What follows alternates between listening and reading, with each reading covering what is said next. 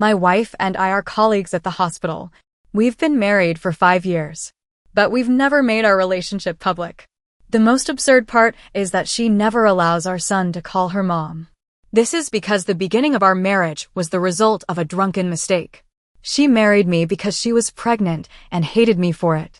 Later, when colleagues came over for a dinner party, she forced me to take our child and stay at a hotel.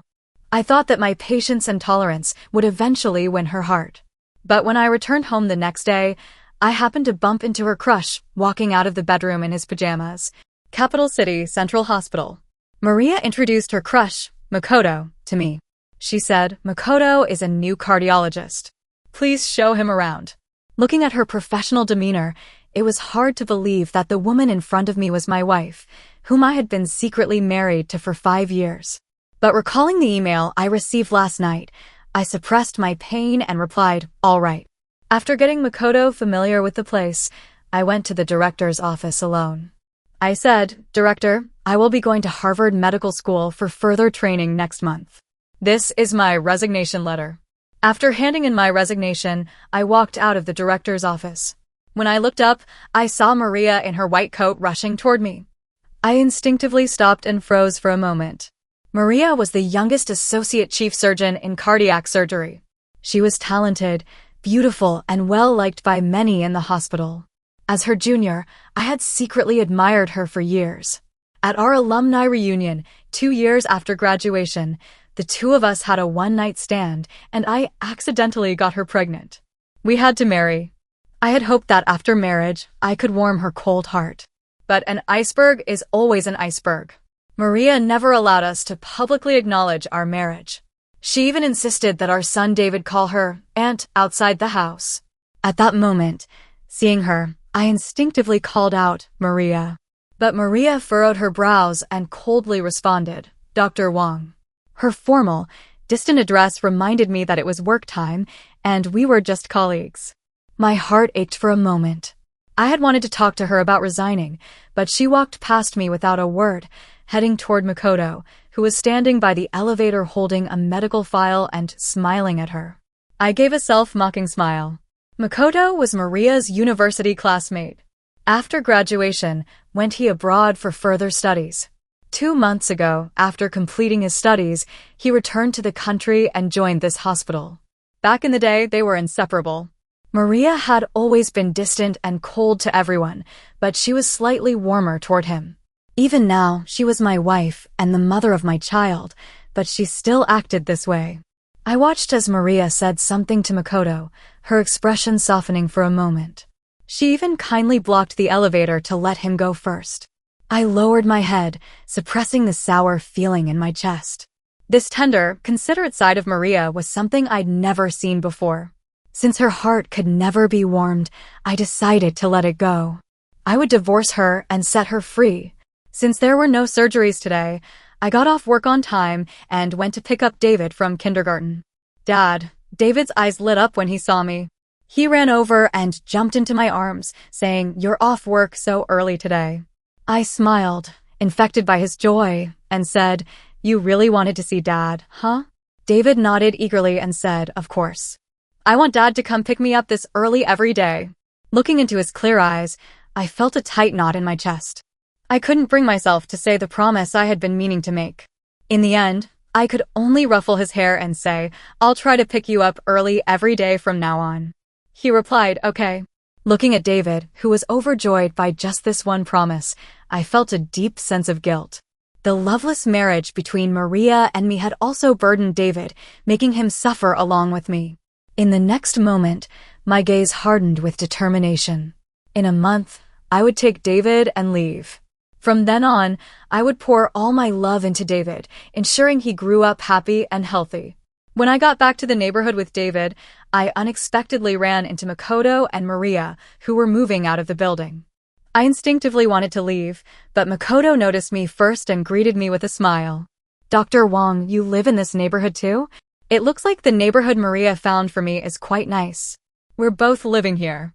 I froze for a moment, then looked at Maria, who appeared completely indifferent. The discomfort in my heart couldn't be suppressed. I remembered when we were buying our home, Maria had said it was too much trouble and refused to go house hunting, leaving it all to me. Now that Makoto was renting a place, she didn't mind the trouble and was hands-on and helping him. I smiled politely and tried to take David away, but Makoto looked at David and said, "Dr. Wong is a year younger than me. I didn't expect your child to be this old already." He smiled and patted David on the head, then casually asked, "I'm curious, what does the child's mother do?" His casual question made Maria's expression tighten, and she shot me a sharp look, almost like a warning. I met her gaze and felt a coldness in my heart. I paused for a moment, then smiled at Makoto and slowly said, "She's a doctor, just like Maria. She works in cardiac surgery." Maria subtly furrowed her brow, but quickly returned to her usual calm demeanor. However, I didn't miss the fleeting darkness that flashed in her eyes, and my heart sank. Was Maria really so afraid of letting Makoto know she was married and had a child in the past? I might have wanted everyone to know about my relationship with Maria, but now I had already decided to leave and there was no need to expose this relationship any longer. So, seeing the surprised look in Makoto's eyes, I added, "David's mother works in another province and rarely comes back." Makoto nodded, the shine fading from his expression. He smiled and began to greet David. He said, "Hello, David. Before he could finish, Maria interjected, "The movers have almost finished. We should head upstairs to check on things." I understood that she was trying to get Makoto to leave before anything else was said between him and David. Looking at David's confused expression, my heart ached, but I had no choice but to suppress the feeling. Tightly holding on to David's hand, I said, "Then you two carry on. We won't disturb you." After saying this, I turned and left with David. That night, after David had gone to bed, I was still waiting for Maria to come home. I stared at the divorce papers on the table, my feelings mixed, but not a trace of reluctance. This marriage, which had started with a one-night fling, was a mistake from the beginning. Now divorcing her was just a way to cut my losses. As I was lost in thought, there was a sound at the door and Maria entered the living room. The light from her phone screen illuminated her enchanting face, and there was a faint smile in her eyes. She didn't even glance at me and was focused on typing on her phone. Seeing her like this, my heart felt as if it had been dipped in cold water. Maria rarely looked at her phone, and she definitely wouldn't chat so intensely with anyone. Now, I didn't need to guess. I knew exactly who she was chatting with. As she was about to enter the bedroom, I snapped back to my senses and called out to her, "Maria, I need to talk to you." Maria stopped and turned to look at me, her gaze once again cold and indifferent. She asked, "What is it?" I didn't mind her cold expression and said flatly, "Let's get a divorce." I locked my gaze on hers, my tone serious. But Maria didn't even wrinkle her brows. Without hesitation, she rejected me, saying, "Impossible." I hadn't expected her to respond this way. I froze for a moment, wanting to say something more. But before I could, she decisively turned and entered the bedroom, ending our conversation with one sentence. I couldn't let our child grow up in a single-parent family. Watching her retreating figure, I only felt ridiculous. David wasn't even allowed to call her mom in front of others. So what difference did it make between us and a single-parent family? The divorce conversation ended abruptly, and I had no choice but to keep the divorce papers safe and look for another opportunity to get her signature. The next morning, after dropping David off at kindergarten, I went to the hospital. Even though I only had less than a month before leaving, I still had to finish my last shift properly. As soon as I arrived at the hospital, I was about to go on rounds when a nurse stopped me. She said, "Dr. Wong, wait a moment. Your patient Sam is arguing with his son. Be careful. He might accidentally hurt you." I was stunned for a moment, remembering that Sam's son was addicted to gambling and had squandered the family's fortune. Now he was asking for money for his father's medical treatment. Every time Sam's son came, Sam would get so angry that he would need a long time to recover. But Sam was already old, with high blood pressure and coronary heart disease, so he couldn't afford to get angry. I was worried and decided to go stop them. When I reached the door to the patient room, I heard the sound of something shattering. I was startled and quickly pushed open the door.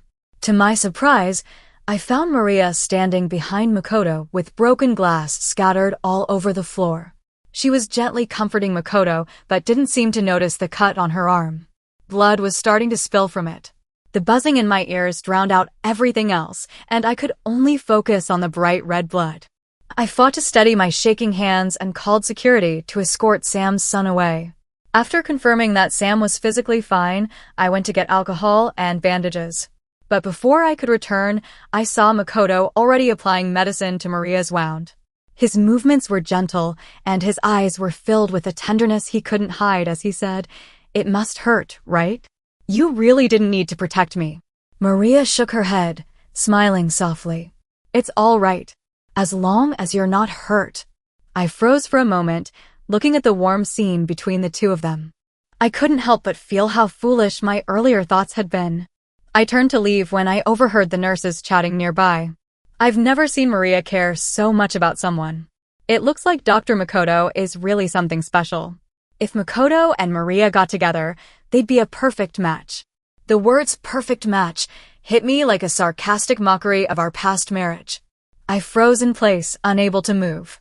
No one knew that Maria was my wife, yet they praised her as a better match with another man. I was about to pretend I hadn't heard and leave, but one of the nurses saw me and pulled me over, asking, "Dr. Wong, you heard that too, right? Aren't they a perfect match?" Under the gaze of all the nurses, I smiled and said, "Yes, they're indeed a perfect match." Just as I finished speaking, I heard Makoto's voice. He asked, "What do you mean by perfect match? What are you all talking about?" Looking toward the sound, I saw that both of them had already dressed their wounds and were walking toward us. I was about to change the subject, but the nurse spoke up first, jokingly saying, "Dr. Makoto, we all think you and Maria are a perfect match. You two are made for each other." Upon hearing this, Maria's eyes darkened and her brows furrowed. She looked at me with a gaze filled with some reproach and said, "Instead of discussing other people's private matters, shouldn't you all be focusing on calming down the patient and preventing such incidents from happening again?" Her words were harsh, and everyone's face paled. The atmosphere grew tense and awkward. I was speechless. She didn't care about these things. She just didn't want others gossiping about Makoto. I immediately understood her intentions. But seeing the way my colleagues were looking at me, I responded, "So this is the reason Maria is so protective. Does she really have feelings for Dr. Makoto?" As soon as the words left my mouth, I saw Maria's expression change. Makoto quickly denied it, saying, No, we're just classmates." I nodded and said, "Just a joke. Don't mind it." After that, I made an excuse to leave, saying I had medical records to write, and hurriedly walked away. It wasn't until I returned to my office, shut the door behind me, and let out a deep sigh that I finally relaxed. As I reflected on the shadow that passed over Maria's face when Makoto called them just classmates, I realized that over all these years, I wasn't the only one who had been pained by unrequited love. But then, as I remembered my plans to study abroad, I regained my composure. At least I had decided to leave. This drama was no longer mine to be a part of. That afternoon, I took the divorce papers to find Maria. I knocked on the door and found her watering a potted plant on the desk. Her expression was focused and serious. It didn't look like she was tending to flowers. It seemed more like a precise operation. I paused for a moment, feeling a little stunned. Maria had always disliked plants because they attracted insects, and she wouldn't even let David keep succulents. So why was she taking such great care of this one now? I furrowed my brow and saw a small sign hanging on the plant that read Makoto. No wonder she was being so careful. It was a gift from Makoto. I couldn't help but feel speechless. I turned to the last page of the divorce agreement, where she needed to sign, and handed it to her. I said, "Please sign this." Before I could finish my sentence, Maria's phone rang from the desk. I caught a quick glance at the name Makoto and saw her immediately answer the phone. Makoto's voice came through. "Maria, there's a patient with a tricky situation. Can you come help me take a look?" A trace of anxiety flashed across Maria's eyes. She immediately stood up and said, "Wait for me. I'll be right there."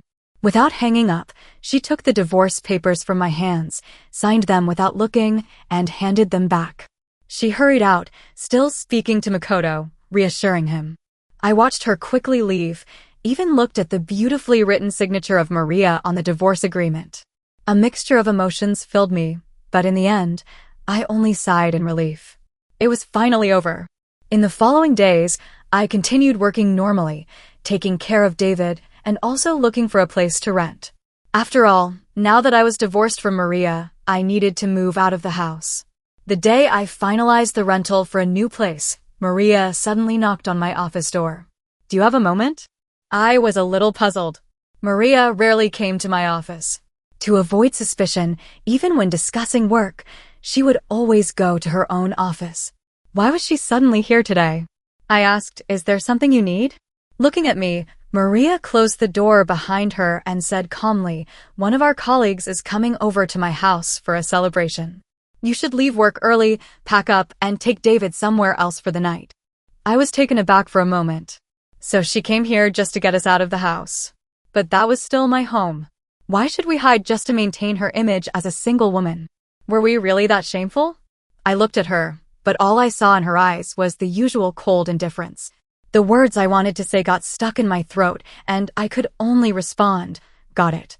I had already planned to leave today and didn't want to get into any further arguments with her. With that thought, I added a tone of finality, saying, "I'll pack my things and leave with David. We won't bother you after that." I didn't say another word and returned to reading the medical records. Maria's brows furrowed slightly. Sensing something was off, she parted her lips as if wanting to say something but held back. Perhaps remembering that Makoto was waiting for her, she nodded and left without saying another word. That evening, I finished work early and went to pick up David from kindergarten. On the way home, I took his hand and said, "David, once we get home, pack your things and then we'll go to a new place to live." David stopped in his tracks, looked at me for a moment, then suddenly asked, "Dad, did you and Mom get divorced?" I was stunned for a moment and squatted down to look into his eyes. I asked, "Why do you ask that?" David replied honestly, "Luna's mom doesn't live with her dad anymore, and the teacher said that's called getting a divorce." He tilted his head and blinked his clear eyes, then said, "Dad, did you get divorced from Mom? That's why we're going to stay somewhere else." I hadn't expected him to be so perceptive. My heart clenched. I hesitated for a long time, carefully choosing my words before asking, "If Dad and Mom got divorced, would you be sad?" David's chubby little face scrunched up, and without thinking, he nodded, "Yes." My heart sank, and guilt flooded over me. I had been so focused on leaving but hadn't considered how this would affect David. As I was lost in my thoughts, I heard David's sweet voice again. He said, "Because if Dad is sad, I'll be sad too. But if Dad isn't sad, then I won't be sad." His words were like the warm sun in spring, chasing away the guilt in my heart. I hugged David tightly. My voice choked as I said, "Dad won't be sad as long as I have you. Dad will never be sad." David also reached out and hugged me. He said, "I only want Dad. She doesn't let me call her Mom, so I don't want her." My heart felt bitter, knowing I hadn't been a good father before. But as I felt the warmth of his small body in my arms, and with only 10 days left before I could leave this place, a sense of comfort slowly filled me. I lifted David in my arms, a smile tugging at my lips, and said, "All right, let's pack up and leave that place. We're going to our new home." David nodded excitedly, "Yay. We're going to our new home." We packed our things and moved into the new rental. As soon as we arrived at the new house, I received a call from a colleague. "Dr. Wang, we're having dinner at Dr. Makoto's house tonight. Why aren't you here yet?" The phone on the other end was full of noise and chatter.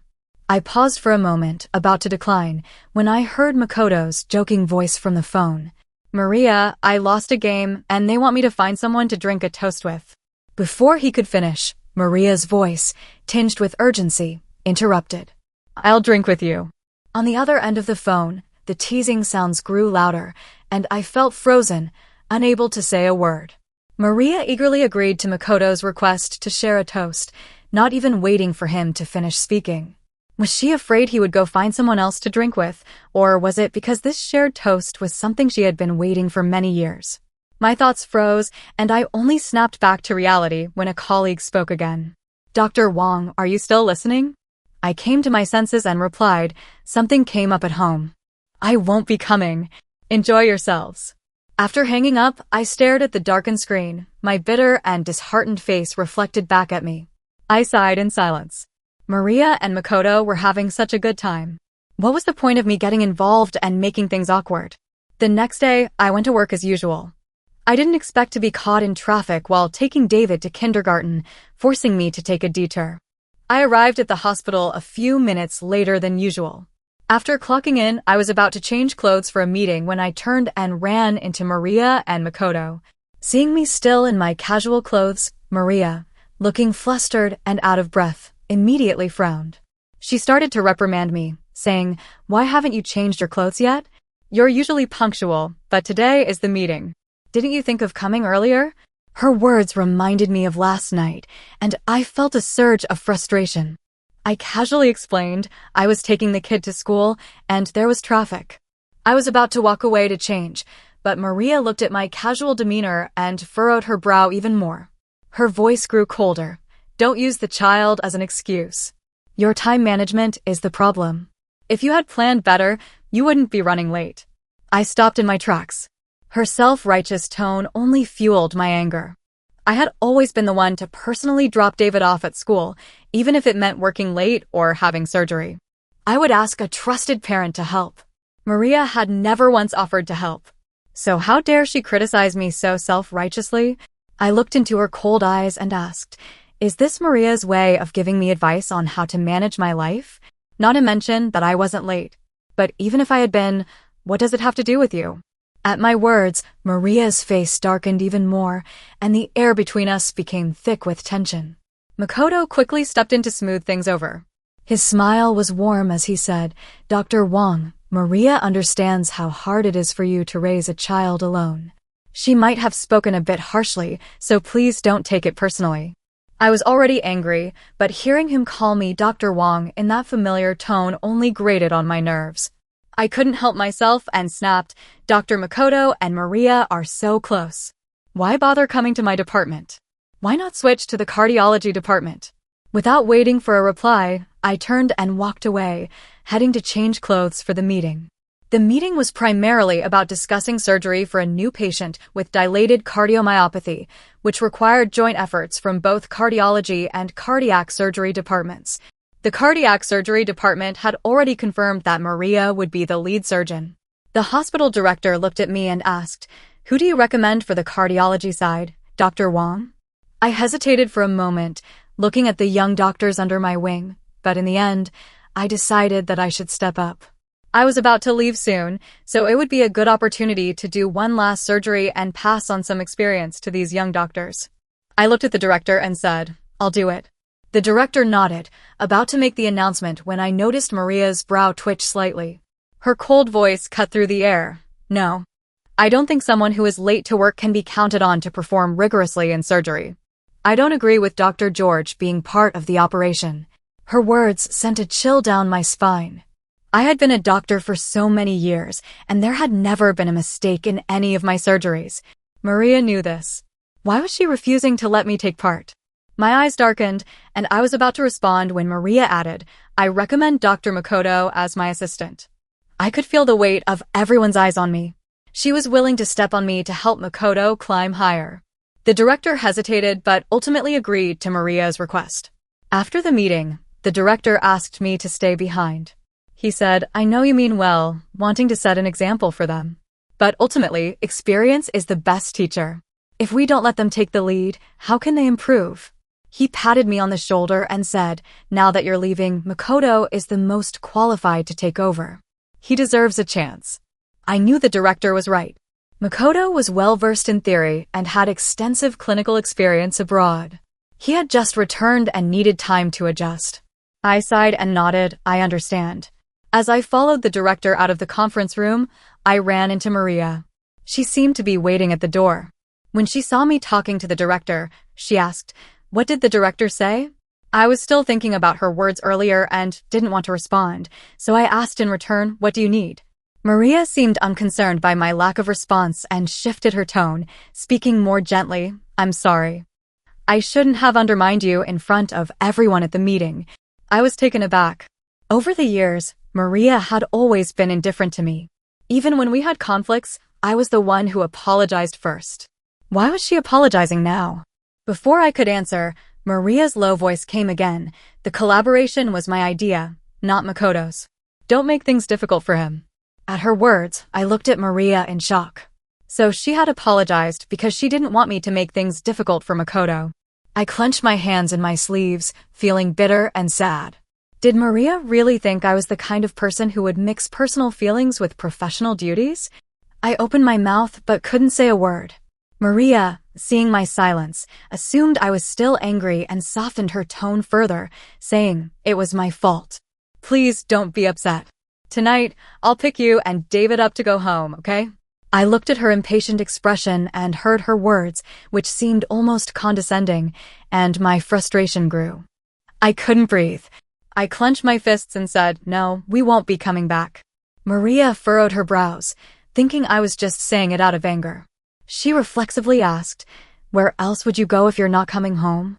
I looked at her indifferently and said, that's your home, not mine.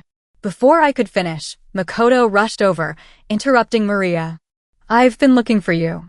An emergency congenital heart disease patient just arrived. The situation is critical. You need to come take a look. Maria immediately agreed, left a quick message with the address, and hurried away. I watched her rush off, sighing quietly. I wasn't going to tell her the address. We were already divorced, and that was my and David's home, not hers. In the following days, the cardiology department was busy, and Maria practically lived at the hospital. She never mentioned us coming back. I didn't have to explain.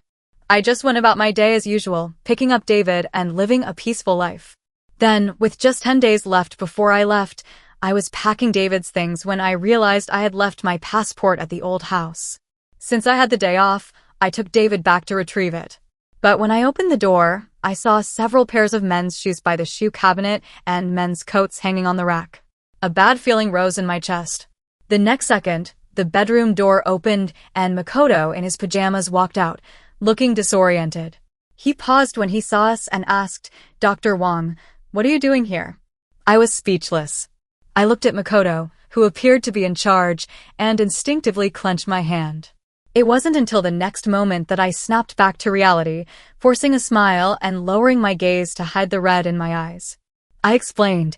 Maria asked me to help her pick something up. With that, I took the documents from the drawer under the coffee table and was about to lead David out when Makoto stopped me. His voice tinged with concern. He said, Dr. Wong, Maria, and I. Before he could finish, I cut him off. Don't worry, Dr. Makoto. I won't say anything to anyone at the hospital. With that, I walked out. I took a deep breath once I was downstairs, feeling a weight lift off my shoulders. No wonder Maria never brought up asking David and me to return. It wasn't that she had forgotten because of work, but rather because our departure suited her just fine. I unconsciously tightened my grip until David started struggling in pain. Only then did I snap back to reality. I hurriedly loosened my hold and squatted down to apologize. Sorry, David.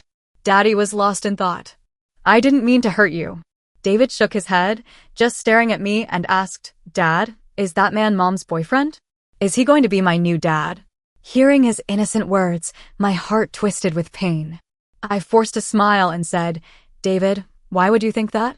David, looking hurt, lowered his head and said, Luna's new mom lives with her and Dad now, and sometimes she even picks her up from school. He frowned and threw himself into my arms, hugging me tightly. His voice fragile as he whispered, I don't want that man. I just want you, Daddy. His pure words made my heart ache, but also filled it with warmth. My throat tightened, and my voice trembled as I slowly hugged my little one tighter. I said, David, don't worry. There's no new daddy. Just the two of us. I gently stroked David's head. My touch was soft, both comforting him and steadying my own trembling heart. Tomorrow, I would go see the dean and apply to leave early. The cooling-off period for the divorce was over, and I had my divorce certificate. There was no reason to stay in the city anymore. The next morning, I knocked on the dean's office door and said, Dean, I'm applying to leave today and go to the U.S. to settle down. The dean looked at my determined eyes and didn't stop me. He only said, the surgery for the heart enlargement patient is scheduled for today. If you have time, could you keep an eye on it? I was momentarily stunned, thinking about how Maria had once undermined me during a meeting, and my instinct was to refuse. But this was Makoto's first time in the operating room, and I couldn't rest easy about the patient's safety. So I stopped hesitating, changed into my scrubs, and walked into the observation room. I watched Makoto's skilled movements, constantly monitoring the heart monitor and giving updates on the patient's condition. Quietly relieved, Makoto really was highly skilled. After I left, he would be able to carry the cardiology department on his shoulders. I could rest assured. Once the worry lifted from my chest, I noticed the seamless cooperation between Maria and Makoto. It was as if the years Makoto had been gone were nothing but a distant illusion. They were as close as they had been in school, communicating with just a glance. I paused. If this had been before, I would have been overwhelmed with bitterness. But now I simply turned my gaze away. Ever since I saw Makoto moving into Maria's house yesterday, I had stopped caring entirely. I was leaving anyway. What did it matter what Maria and Makoto were doing? After the surgery, I left first, changed, and headed back to my office to pack. Dr. Wong, a familiar voice called out, making me pause mid-step. I turned to see Maria, her brow furrowed with a low, probing voice as she asked, "Did you go home yesterday?" I found Maria's questioning tone somewhat amusing. That place had been my home for 5 years. Did I really need to report back to her every time I went there? But I couldn't be bothered to engage in a lengthy conversation with her, so I swallowed my sharp retort, nodded, and said, "Just going back to grab something." My cold and indifferent response only made Maria furrow her brows deeper, and a strange feeling rose in my chest. If this were before, I would have been furious to see someone else in my home and would have confronted her immediately. Why was I so calm now? But after a brief hesitation, she finally explained, Makoto's house had some plumbing issues, so I let him stay here temporarily. I looked at her, noticing the flicker in her eyes, and instantly knew her words didn't ring true. If he were just staying here temporarily, why was he in the master bedroom and not the guest room? I lowered my gaze and let out a soft laugh. Just as I was about to speak, I heard Makoto's voice calling out to her, "Maria, the post-surgery meeting is starting. Hurry up." Maria immediately shifted her attention, nodded, and without waiting for me to respond, continued giving instructions. "You and David stay here for 3 more days. Makoto will leave after that, and I'll come to pick you both up." With that, she didn't wait for my reply and hurried into the meeting room. I watched her disappear into the hallway, and after a long while, I sighed, releasing the breath I had been holding. Maria wouldn't be able to find us.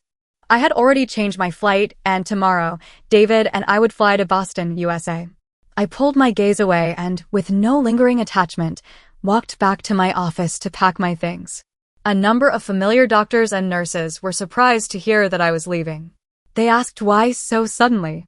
"You're off to study in the US. We didn't even hear a word about it."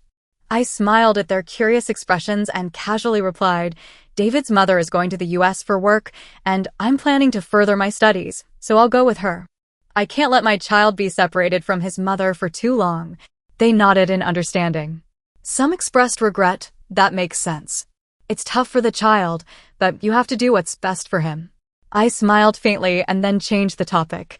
"This potted succulent is for the head nurse. She's been under a lot of pressure, so I thought it might cheer her up. These banners should be hung in the department as a reminder for future doctors to always remember their mission and live up to the expectations of patients and their families." I handed out everything I couldn't take with me to my colleagues, until I paused at the sight of the fountain pen on my desk. One I had used for a long time. For the first time, I hesitated. It was a gift from Maria. Maria had always been indifferent and rarely celebrated any holidays, let alone anniversaries. This pen had been a gift from her when I first joined the Capital Central Hospital. I had treasured it deeply and used it with great care. But now I looked at the pen, suppressing the softness in my heart, and without further hesitation, I handed it to the head nurse, asking her to pass it on to Maria. I said, "This is my parting gift for her, to thank her for the years we worked together. I wish her all the best and hope her future is filled with success." After bidding farewell to my colleagues, I packed up my luggage and took David with me. I also called a courier to deliver the divorce certificate to Maria's home. By the time I finished everything, it was already late at night. David slept soundly, but I couldn't fall asleep. I sat on the balcony, staring out into the dark night. I scrolled through my old chat history with Maria. I hadn't noticed before, but now I saw that the conversation was mostly just me talking to myself. I chuckled quietly, not feeling too sad. I paused for a moment, then decisively deleted Maria's contact information. A clean break, no turning back now. There were no more ties to hold me back. I could leave with peace of mind. By the time the sun rose, David and I were already on the plane to the United States. David stared at the blue sky and white clouds for a long time before turning to ask, "Daddy, are we in the sky?" I smiled at his innocent expression and nodded. "Yes, we're flying to America to start a new life. Are you excited?" David, the little guy, nodded without hesitation. His eyes shone brightly as he said, "I'm happy as long as I'm with Daddy." "I'm happy." I couldn't help but ruffle his hair, my voice soft as I replied, "Daddy's happy too as long as I'm with David." "Daddy's happy." As soon as I finished speaking, the plane broke through the clouds and the bright sunlight immediately filled the cabin. I felt the warmth of the sunlight on my face as though a surge of strength had filled my body. It was as if all the confusion and pain had come to an end in that moment. The future was bright, full of possibilities. On the other side, Maria had just returned to her office after getting off the operating table. There were several missed calls on her phone. She hesitated for a moment about calling back, but when Makoto knocked on the door, he said, "Maria, thanks for letting me stay these days. The house repairs are done ahead of schedule. I've moved my things out at noon. You don't have to sleep in the office anymore. You can finally go home and get a good night's sleep." He flashed a bright smile and took a potted succulent from behind his back, placing it on Maria's desk. "Here, this is a little gift to thank you." Maria pursed her lips instinctively, wanting to refuse, but looking at the small, delicate succulent, for some reason David came to her mind. "Did I ever tell you that David likes succulents?" Maria hesitated for a moment, but ended up accepting it. She said, "I'll accept this, but the plants you asked me to take care of, you can take those back." She gestured toward the mismatched plants in her office. Those were the plants that Makoto had almost killed. When he realized they were withering, he asked for her help, thinking she had taken plant care courses in college. Maria had firmly refused, saying, "I'm a doctor of humans, not of plants." But during a routine checkup, she had found several sickly plants in her office. Makoto even put up signs on them that read, "Please Maria, work your magic." She sighed and reluctantly took them in. After nearly a month of care, she had finally managed to save those plants from dying. Makoto looked at the now thriving plants and beamed. "Maria, I knew I was right about you," he said, giving her a thumbs up and praising her as a miracle worker. With that, he carefully picked up the plants and turned to leave her office. Just before walking out, he suddenly remembered something and turned back. "By the way, there was a package this morning. I signed for it and left it on the coffee table for you." Maria immediately thought of the missed calls. It was about the package, but then she furrowed her brows. She hadn't ordered anything recently, and everything in the house had been bought by her. The calls were made to her number, so why would they be calling her? It was already time to leave for the day, so she changed clothes and called my phone. She had intended to tell me that she'd be picking up David and me, but all she heard on the other end was the cold, robotic voice. "The number you have dialed is unavailable. Please try again later." Maria's heart sank. Something didn't feel right. Our phones had to be available 24/7 in case of emergencies. How could my phone be off? The more she thought about it, the stranger it seemed. Hanging up, she headed straight to my office. But when she got there, the office was shrouded in darkness. The door was locked, and the lights were off. The series of unusual occurrences made Maria's brow furrow even deeper. Her heart skipped a beat, and a wave of unease washed over her. As she passed the nurse's station, she quickly stopped the head nurse, a close colleague of mine, and asked, "Where's Dr. Wong?" The head nurse replied, "Dr. Wong resigned." "Didn't you know?" Maria's expression, usually indifferent, cracked and a hint of shock flickered in her normally calm eyes. Her voice trembled as if in disbelief. "When did this happen?" The head nurse, who had never seen Maria like this, paused for a moment before snapping out of it. "Just yesterday," she said, then seemed to remember something, pulling out a pen. "Dr. Wong asked me to give this to you," she said, handing Maria the pen. "He said this is a farewell gift for you, to thank you for all the years of working together and to wish you success in everything moving forward." Maria stared at the familiar pen in her hand, lost in thought for a moment. It was the same pen I had given her as a welcome gift when she started working. She still remembered the excitement on my face at the time. The depth in my eyes shone with a light she had never seen before. I had carefully wrapped the gift in my arms and gently nodded, saying, "Thank you. I'll be a good doctor." Years had passed, and every time Maria saw me use that pen, she would remember the gleam in my eyes. But now, as she listened to the head nurse's words, her heart suddenly twisted. She murmured to herself, "May all your wishes come true." Maria's eyes darkened, and she pursed her lips. With the strange actions I had taken recently, she barely needed to think to understand why I had said those words.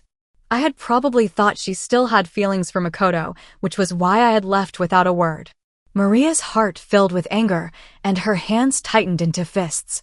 She couldn't understand how I could just leave without discussing it with her first. If I had only asked, she could have explained everything. How did it come to this? Maria's frustration surged like a volcano waiting to erupt. The head nurse, startled, stepped back, unsure why she was so angry. Before she could speak, Maria asked, "Did Dr. Wong say where he was going?" The nurse quickly nodded and replied, "Dr. Wong said his wife is going on business to the US, and he's going with her." Maria's hand tightened even further as she almost laughed bitterly. She had no idea I was going to the US on business. Her mind spun as she was nearly overwhelmed by anger, almost forgetting that it had been her own wish not to let anyone know they were married. She closed her eyes, trying to suppress the cold aura she was emitting, and forced down her fury about my sudden departure. With a quick turn, she left for home, convincing herself that I was just upset and had gone to the US in a huff. But that in a few days, I would return. After all, we were already married, and no matter what, I would come back. With that thought, Maria drove home. When she arrived, she noticed that it seemed Makoto had arranged for cleaning staff before he left. The house was spotless, almost like a newly decorated home. Normally, she would have felt comforted by such a clean and minimalist space, but now it suddenly felt empty, as if the house had always been hers alone, with neither me nor David. Maria frowned. The anger that had been simmering during her drive had cooled, but now, seeing the emptiness of the house, confusion swept over her once again. She felt an unusual sense of unease. Perhaps she should take some time off and go to the US to find me and David. With that thought, Maria walked over to the coffee table and reached under it to pull out the bag that contained her important documents. She was about to grab her passport when she saw two papers inside the bag. One was in English, a letter of admission from Harvard Medical School. The other was in Chinese, a divorce agreement. Maria's heart sank. She stared at the name George Wong written in the student section of the letter and at the two signatures at the bottom of the divorce agreement. She stood frozen for a while, then almost self-mockingly, she let out a smile. I hadn't gone abroad for a vacation. I had gone to study, and I had tricked her into signing the divorce agreement, not intending to come back. If she wasn't mistaken, the document had been sent by me, and inside was the divorce certificate. Shaking, she opened the envelope. Sure enough, everything was just as she had feared. Looking at the documents and certificates on the table, Maria felt as though a cold wind had enveloped her heart, numbing the pain that rushed through her. So George had just left. Maria smiled bitterly, covering her face with her hand. All her emotions were hidden behind a long, drawn-out sigh. She murmured softly, "George," her voice filled with sorrow, echoing in the empty house. But it was destined to receive no answer. Maria's pain, regret, and inner struggle were all things I knew nothing about at this moment. I was at the San Francisco airport, waiting for my connecting flight.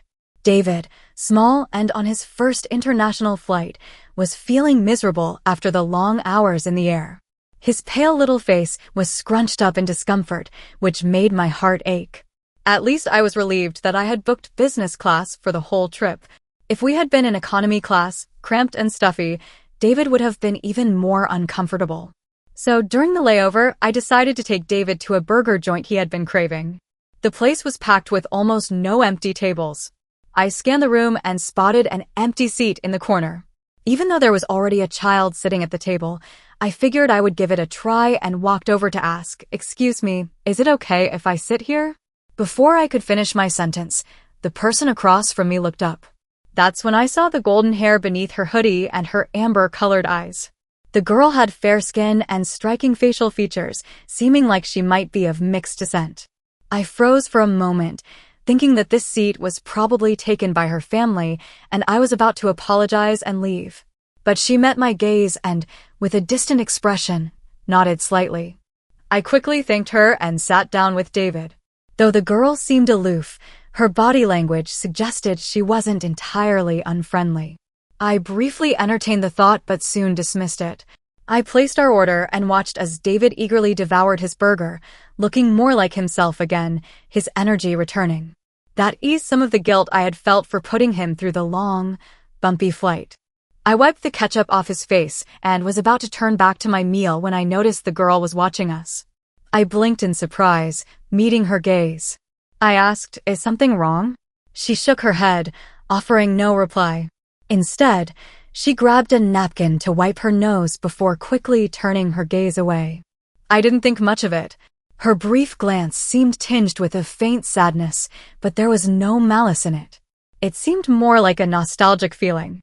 I couldn't help but wonder if it was seeing how David and I were together that made her miss her own parents. I glanced at her again, sitting alone in the crowded restaurant, isolated from the surrounding bustle. My heart softened unexpectedly. Ever since becoming a father, I found myself paying more attention to children around me. While I was lost in thought, David suddenly stopped eating and exclaimed in surprise, snapping me back to reality. "Dad, look at her." I turned and saw the girl's face flush red. Her brows furrowed, and her chest heaved as she struggled to breathe. It was asthma. I immediately felt a jolt of panic. The girl was struggling to reach her bag on the suitcase. Without thinking, I stood up and quickly opened the bag to retrieve the medication. It took no more than 5 seconds. I watched as the girl used the inhaler. Her breathing gradually returned to normal. Only then did I feel my heart relax. I asked David to get a paper cup and poured her some water. I said, "After using the inhaler, be sure to rinse your mouth to avoid side effects."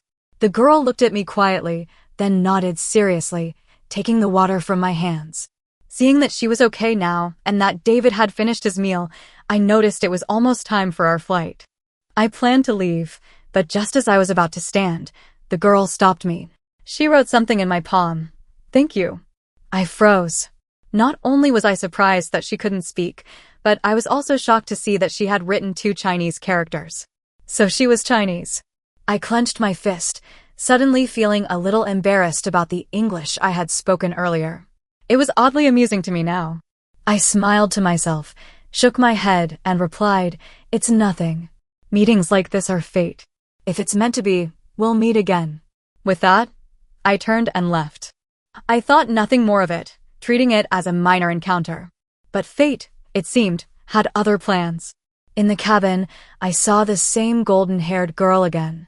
It was the flight attendant who asked me during boarding if the seat next to me was for an unaccompanied minor. She asked if I was okay with it, and if not, she would try to arrange a different seat for me. I shook my head and said I didn't mind. The next moment, I saw the golden-haired girl walking into the cabin. When she saw me, her eyes lit up for a moment, and she gave me a small nod as a greeting. Then, guided by the flight attendant, she sat down next to me. I smiled to myself, thinking how funny this coincidence was. We had just been at the same table in the restaurant, and now we were sitting next to each other. Just as I was marveling at how fate works, David tugged at my sleeve and whispered, "Dad, is this the little girl who's sitting alone on the plane?" This was the explanation I had just given David about unaccompanied minors. I glanced at the golden-haired girl, who seemed not to hear him, and sighed in relief. I answered David, "Yes, she's flying alone." Isn't that impressive at this age? Children tend to be strong, and I don't want David to feel sorry for her or hurt her pride. Besides, I don't think it's something to pity. She was clearly capable and independent. David nodded enthusiastically, looking at the girl with admiration. Wow, that's so cool. He then rummaged through his little bag and pulled out a packet of candy. It was his favorite candy, and he only shared it with people he liked. The girl looked at the candy that had suddenly appeared in front of her, then turned to look at David. Their eyes met, bright and sincere, and she paused for a moment. I quietly observed the interaction between the two children without intervening. After a brief hesitation, the girl accepted the candy. David's face lit up with a big smile. Since you took my candy, we're friends now.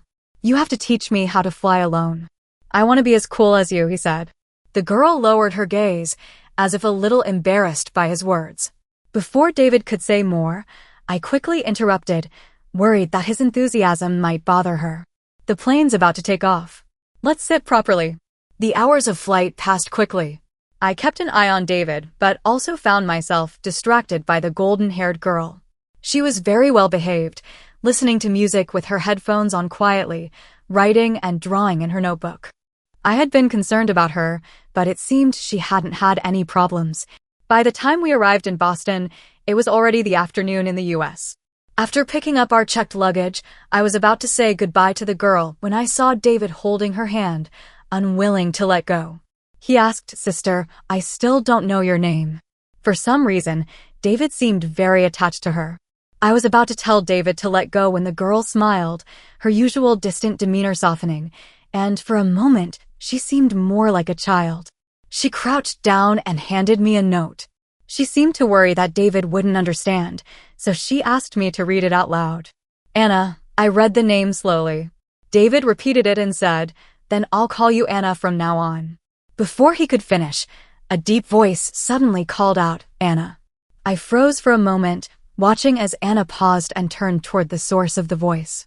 A woman in a white dress appeared tall and slender, with delicate features.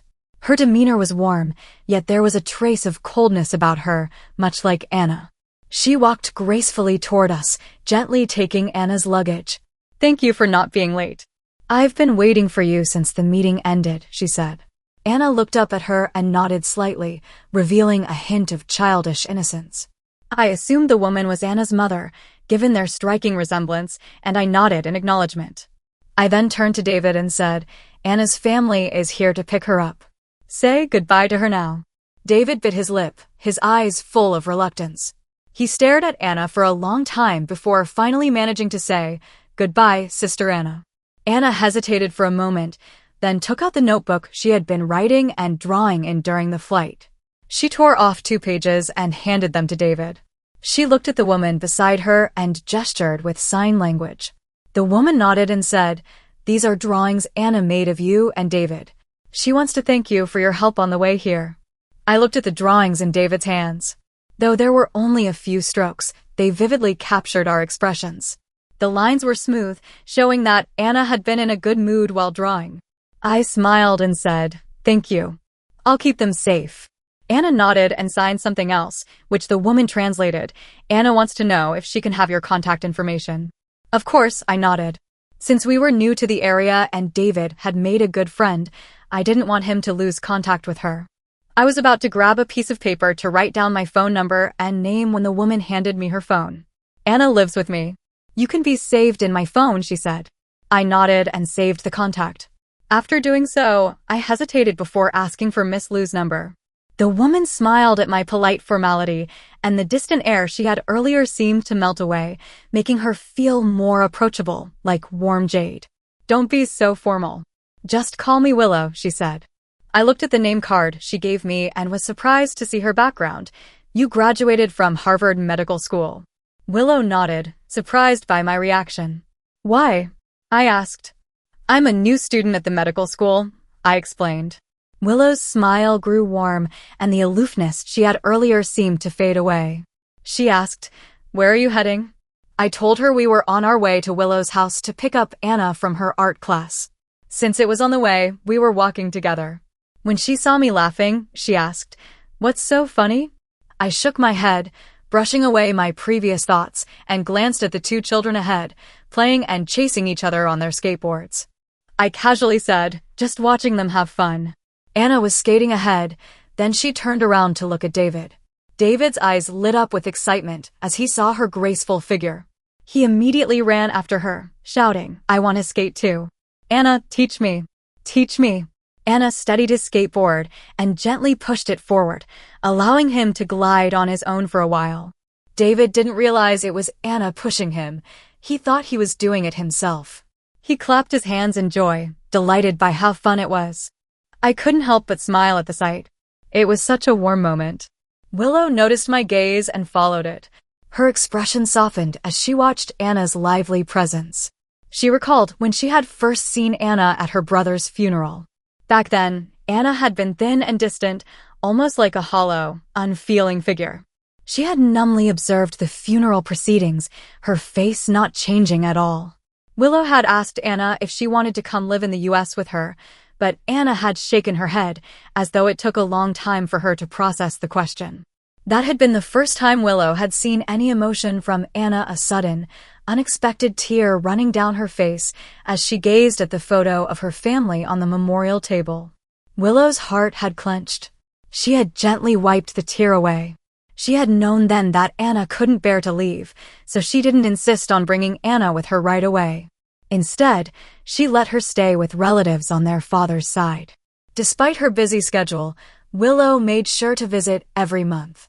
But last month, when her relatives had twins, they simply no longer had the capacity to care for Anna. That's when Willow had bought the ticket to bring Anna back. However, she couldn't fly herself and was unable to accompany her. The relatives were also unwilling to go through the trouble of escorting Anna, so she had to book an unaccompanied minor ticket for Anna. It was a strange coincidence that she ended up meeting me and David. Willow smiled as she watched Anna play happily with David. She had once worried that Anna might feel lonely being raised by just her, a solitary life. But now she no longer had that worry. Pulling herself from the memories, she noticed that the two children had stopped their playful chase. They had arrived at my house. Anna waved goodbye to David, clutching her skateboard. I felt uneasy and turned to Willow, asking, "Should we explain things to Anna? I'm afraid she might misunderstand." Willow asked, "Misunderstand what?" She seemed confused. I hastily replied, "She saw you being so close to me and might think too much of it." At that, Willow furrowed her brows slightly, her expression puzzled. When did I say I'm Anna's mother? It wasn't until breakfast was finished that I snapped out of my shock and came to a realization. Willow was Anna's aunt. Anna's silence wasn't because she couldn't speak. It was because she had witnessed the tragic deaths of her parents and younger brother in a fire, leaving her with post-traumatic stress, which had robbed her of her voice. I only then understood that after spending so much time with Willow, I had never once asked about her relationship with Anna. I had just assumed they were mother and daughter. I had seen how Willow single-handedly raised Anna and her brother, always so considerate, never mentioning her partner. It turned out I had been overthinking things. I couldn't help but laugh at myself for being so naive. At that moment, I was on my way home. Willow was taking Anna to her art class, and since it was on the way, we were walking together. When she saw me laughing, she asked, "What's so funny?" I shook my head, brushing away my previous thoughts. I glanced at the two children ahead, playing and chasing each other on their skateboards, and casually said, "Just watching them have fun." Anna was skating ahead, then she turned around to look at David. David's eyes lit up with excitement as he saw her graceful figure. He immediately ran after her, shouting, "I want to skate too. Anna, teach me. Teach me." Anna steadied his skateboard and gently pushed it forward, allowing him to glide on his own for a while. David didn't realize it was Anna pushing him. He thought he was doing it himself. He clapped his hands in joy, delighted by how fun it was. I couldn't help but smile at the sight. It was such a warm moment. Willow noticed my gaze and followed it. Her expression softened as she watched Anna's lively presence. She recalled when she had first seen Anna at her brother's funeral. Back then, Anna had been thin and distant, almost like a hollow, unfeeling figure. She had numbly observed the funeral proceedings, her face not changing at all. Willow had asked Anna if she wanted to come live in the US with her, but Anna had shaken her head, as though it took a long time for her to process the question. That had been the first time Willow had seen any emotion from Anna, a sudden, unexpected tear running down her face as she gazed at the photo of her family on the memorial table. Willow's heart had clenched.